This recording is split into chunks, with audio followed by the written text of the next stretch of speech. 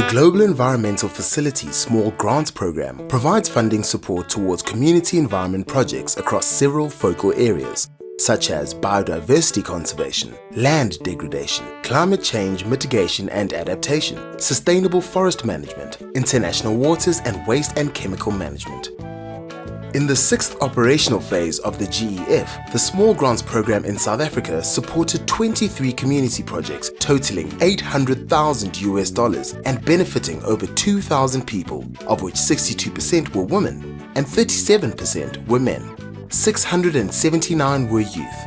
Over 150,000 hectares of land was brought under improved community management through climate-smart agriculture and biodiversity conservation efforts.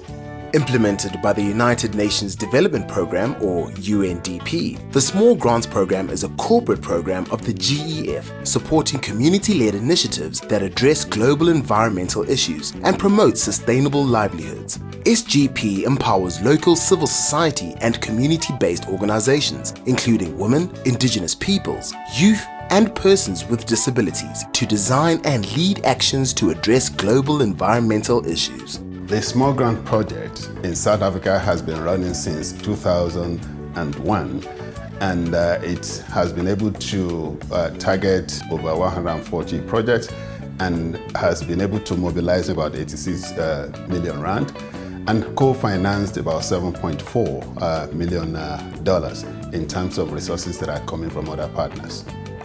Well, the key beneficiaries are the civil society organizations, community-based organizations, universities, and these are the ones we target, but they are to implement projects that really touch the lives of people in the marginalized communities. Our objective is to build in partnership for sustainable development at the community level.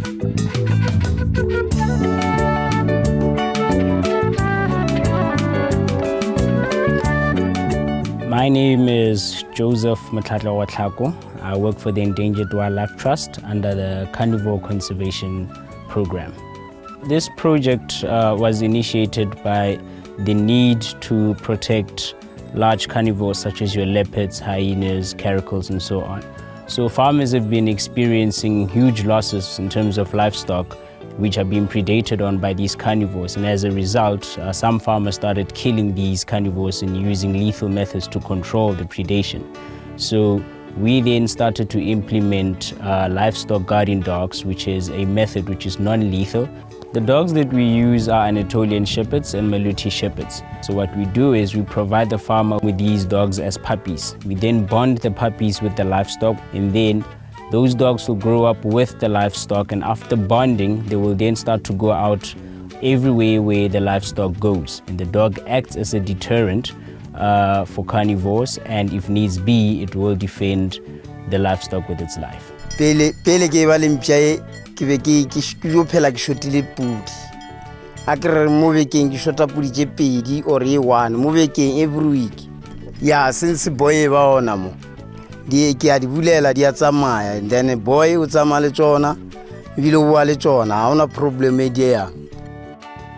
Some of the successes that we have seen, including from the start of the project, where we've had a large number of poisoning issues, 7 poisoned leopards in a period of 1 year. Since then, we have only had 1 report of a poisoned leopard.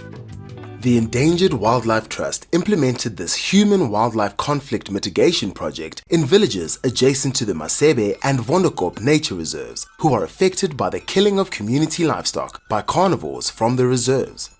To date, the project has supported placement of 10 livestock guard dogs, with 10 local farmers guarding over 330 livestock.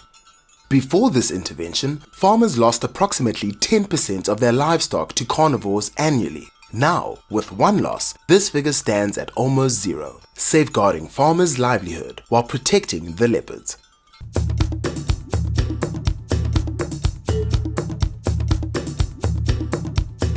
The project that we coordinated with the Small Grants Program is a really exciting one, where we're trying to teach communities to coexist with wildlife, and in that process build resilience, because they get taught to grow unpalatable elephant crops and also do beekeeping and also grow food crops. Elephants and their habitat are actually threatened.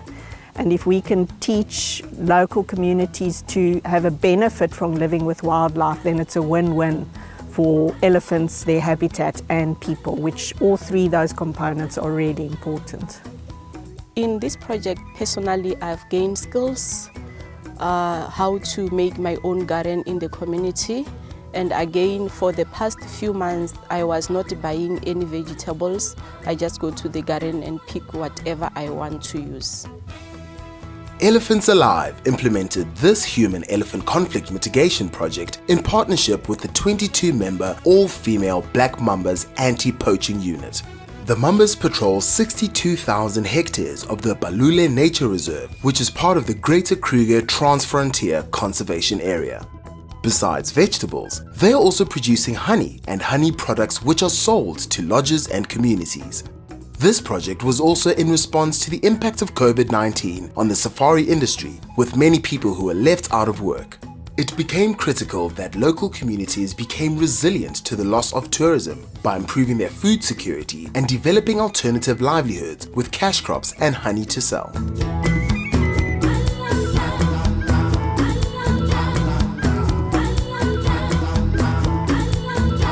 My name is Mpatereni Makaulule. I'm the founder of the organization Zomolamupo. In 2018, we got to the grant where our project title was about the biodiversity conservation, looking at the replanting trees again, and also looking at how young people, children can learn from the elders about the biodiversity. And the other thing was to document the indigenous knowledge around the ecological knowledge. If we have indigenous knowledge, we don't know what we eco-mapping was. We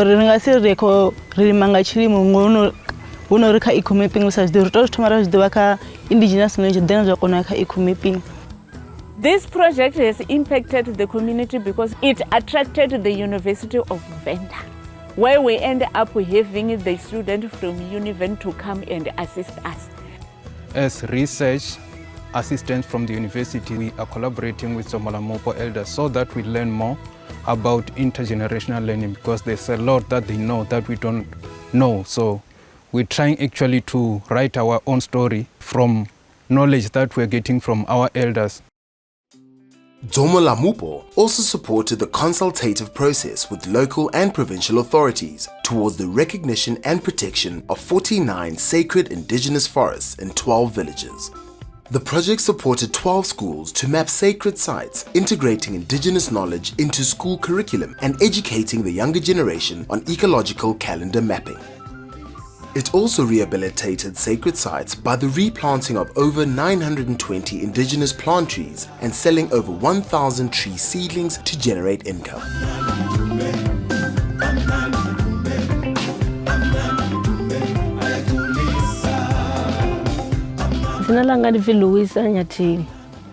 I'm a manager of this project. I work on greenery. Greenery rings as a rabat ringisa.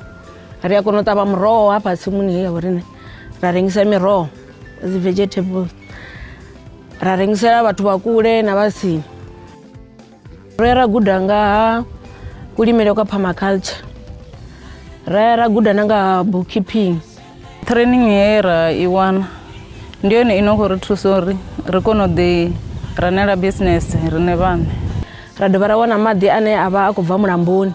Ane ria save achikova mulamboni rajenisa matangeni abona nera shumisa unosheledzi arishumisa mishonga ine rabara to irenga rishumisa miriene imwe yachivende ine inongapo musuzungwane ria kono isuka rasheledza ngayo ka support yera ifuwa nga GEF rosukelela uri ite fence ya 2 hectares rabapata office rapata na store room rapata na nezari rapata na toilet mbili na shawara rina matangi hapa man rabana dzipipe radobara bana mchini wa bomba mati imwe benefit ine community ya iwana hapa ndi ya uri vha ḓa vha renga miroho nga mutengo wa fhasi.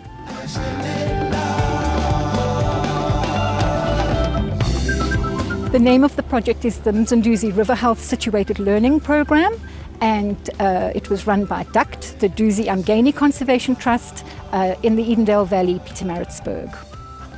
The program was built around a 12-month education and training and development program where these young people were exposed to a whole range of environmental and social issues and helped to capacitate their responses. And practically they had to clean up 1 kilometre of river stretch each in their own areas. The training program was an informal training program, and it involved networking with a whole range of partnerships around waste management, alien invasive clearance, communication skills, education skills, even project management, administration. So all the things a young burgeoning community partnership would need to be able to tackle complex projects. Personally, this project has given me an opportunity to be a permanent worker at DUCT. I am now a project manager, and it's all because of this project, yeah.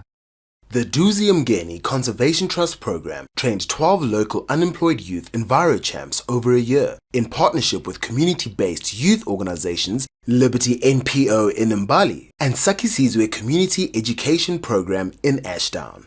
The project had the following impact: 38 tons of land-based pollution cleared, 4 hectares of alien invasive species removed, 1.5 hectares of wetlands restored, 3 reaches of riverine area revitalized.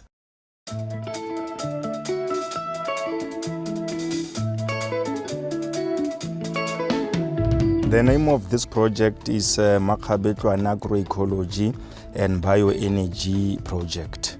This project is about providing our people with clean energy, as well as making sure that we produce organic food for them so that they could stay healthy.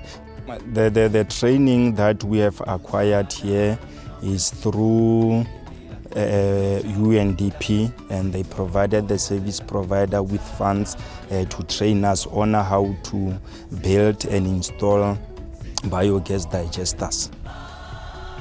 Ka biogas ke ithutile fela gore any organic material o kgona form a gas e le gore lena it was first time mo bophelong ba ka le gore nka se lebale ebile ithutile gape le go di installa le gore le batho ba ka re ba di batla ka bontsi re ka kgona ba thusa ka tsone. Before gas na re spanisa dikgong re go tsa molwa mo fatshe, then re itse gore motlakase go tsamile re berekisa dikgong tsa mo fatshe. Biogas e tlile go feta dikgong ka lebaka la gore ga ena accident le go ka se tshuma gona bjano ga sena go ka dira kotsi le ngwana o monnyane o medium o kgona se tshuma and then a tswela pele ka sona a beya.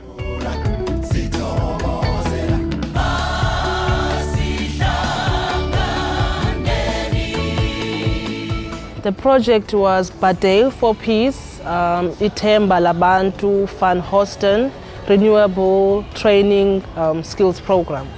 It took place at Ithemba Labantu, based in Philippi. The project was about empowering the youth of Philippi and the surroundings areas such as Guguletu, Nyanga, Mfuleni. Yeah, I'm here to learn about everything about plumbing. Yeah, how to install basins, how to install toilets, everything that has something to do with water. One of our biggest highlights is one of our female students has opened her own company, a solar and plumbing company, and actually employed 3 male guys, and it's registered with government. I am very thankful for this project, and I am more confident than I was before. I have a skill that I can use in my long-term future. I can build my own business, I can employ people, and what is nice is that I can do it with my own hands. Ithemba Labantu also sourced and installed solar water geysers for beneficiaries in the community, beginning with the elderly, who are the most vulnerable. 12 female and 8 male unemployed post-matric youth completed training in solar geyser installation, opening up future income earning potential. To date, 20 households in Bardale, Mfuleni and Philippi have benefited from the installation of solar geysers.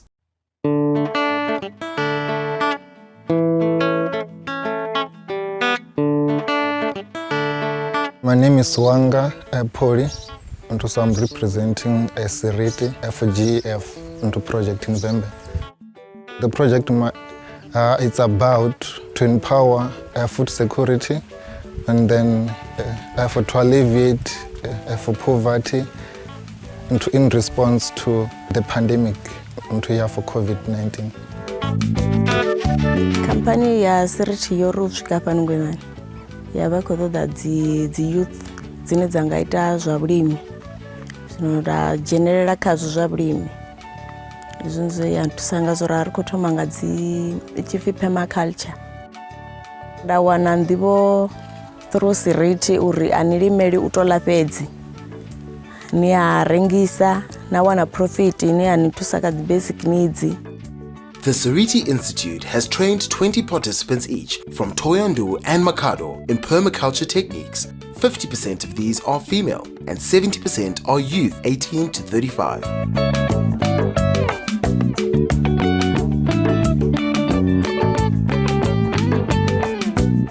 My name is Miriam Mayat and I'm the director of the African Center for Biodiversity. And the project was to support our work on seed sovereignty.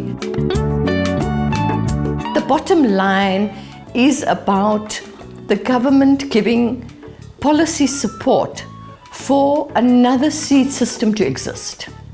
And that this seed system must be equitable, that it must be at least on equal standing with the commercial seed system. And we are campaigning for this transition to agroecology. I think we haven't seen such a successful food campaign in a very long time. There were, I think, hundreds of thousands of people who signed petitions against the seed laws. There were dialogues and farmer consultations that took place in rural areas, urban areas, and we've seen some shifts in government policy.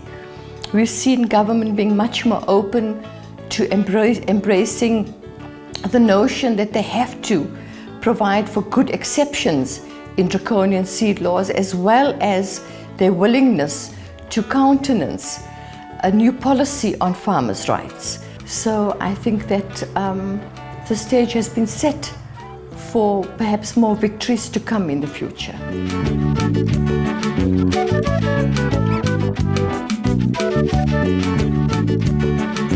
The name of this project is Chekofo Kofo Adopt a River Community Project. The activities that we have done here is conservation of the springs. Regia matombo sazo zvine na kuzvibona zvone mara aushumi matombo mamwe na mamwe. Ushuma matombo asanu madhi. Sahala ane na wana achikobva kamutaba wa River Sand. Ndiyo nine rashumisa on. Objective yava yo tuwara ya rafata madandala. Wone masipala ukoda ajezi la zigabeji ya posa landfill. Rituwara ya ratogomela zi wetlands za vurimi. Hapa laka zi wetlands za vurimi rishika rabvisa zi alien invasive plants. Hela miri ine ya runwela madi aito deipa. Ria jia zi indigenous plants. Like mitweni hilati. Raitaba pala ya sireleza zwavuti. Na matshela reali cha uri a tsireledze dzi wetlands za vhorine zwavhuḓi. Vhathu vhoṱhe u wana vha tshi khou vhuya hanefha vha ḓa vha ka maḓi hafha. Chekofo Kofo worked with 90 volunteers to clean up 10 rivers, 12 wetland areas and 5 illegal dumping grounds. 12 springs were rehabilitated and their combined activities reached 18 villages. Everyone can play a contribution when it comes to biodiversity conservation and ecosystems as such. So it's a process of embarking on all citizens and residents that we need to work together. Either way we're coming from, but we need to come together and save our ecosystems. It's important to look after the environment because we actually need it to survive. And so if we take care of it, it will also take care of us. The small grant project in South Africa and across the world to be sustainable will require strong partnership with the government, with the private sector, with the civil society, the academic institution, and the communities themselves. This is what we want to invest in within the next 3 years to see how we can expand the partnership that will lead to transformative development in these vulnerable communities.